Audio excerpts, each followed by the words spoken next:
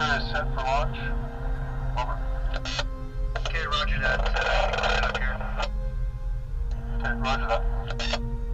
We are standing by. You start out at the surface and it's this beautiful, clear blue. And then you start sinking down and it gets a little bit darker, a little bit greener. And after you get 100, 150 meters, you start to lose the surface at all.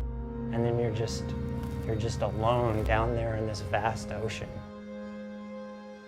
As we get deeper, we start to see more and more life. And then you actually reach the seafloor.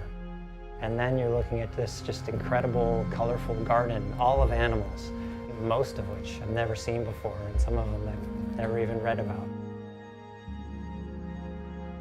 It's an amazing experience.